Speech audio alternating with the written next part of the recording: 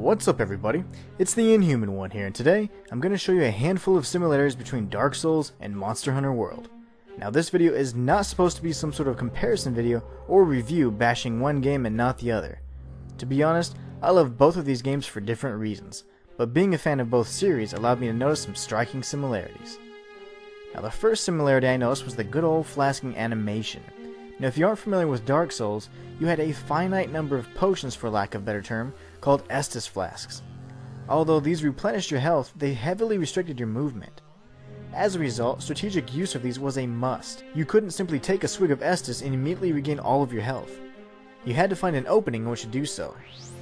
Now although Monster Hunter does have the max potions and other items that have nearly instant effects, the potion and mega potions, as well as cool drinks, dash juice, etc., all have the player character chugging down that sweet nectar. Now moving on to similarity number 2.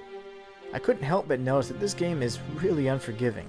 Now you can't simply run up to a monster and completely dominate a fight unless you are properly prepared, know the monster's moveset, and have a bit of determination. Now these are a must when first encountering a monster, most of which have unique movesets and a special ultimate attack which typically does a massive amount of damage, or can just outright one-shot you. Now you will die. A lot. So get ready to fail a few quests and get some hair on your chest before you face off against some of the more serious threats of the new world.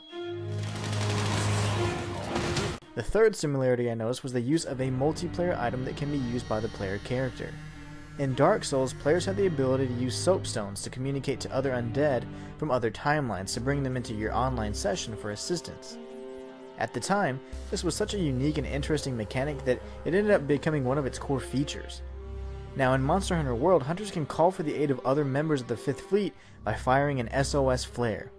Not only is the animation badass, but due to the awesome nature of the community, it isn't long before you have a skilled hunter ready to face any monster at your side, in no time at all. The SOS flares tie in perfectly with the fourth similarity, which is the fact that the monster's health and game difficulty adjusts based on the number of players in a cooperative session. Now as soon as your solo hunter mission becomes a bro fest, the monsters of the area beef up their HP and also seem to dish out more damage. And y'all do me a favor and confirm if damage output is actually increased, and let me know in the comments below.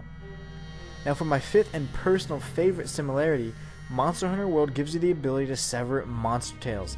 Yes! Now in Dark Souls, severing the tail of a dragon would typically yield you an awesome unique weapon that had special abilities and more. In Monster Hunter World, tails can provide you with rare crafting materials needed to create some of the most powerful and useful endgame weapons, and my oh my, is it satisfying to watch those tails pop right off. Now for some reason, I don't think the monsters like it that much.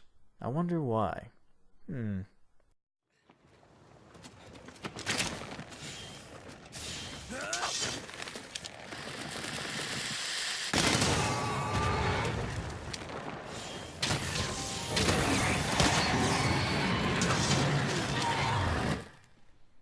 Now I know all of you are going to mention the countless other similarities between these two amazing games, and guess what? I encourage you to do so in the comments section. Now a few honorable mentions for me would be the crystalline caverns of the Elder's Recess, the silent protagonist with a mysterious background combo, and the fact that the dragons are key to the lore. There's just much more, but I'm going to leave the rest up to you. Now I hope you all enjoyed this video, and if you did, be sure to like, subscribe, comment, tap the bell icon, and all that nonsense. And until next time, it's the Inhuman one, signing out.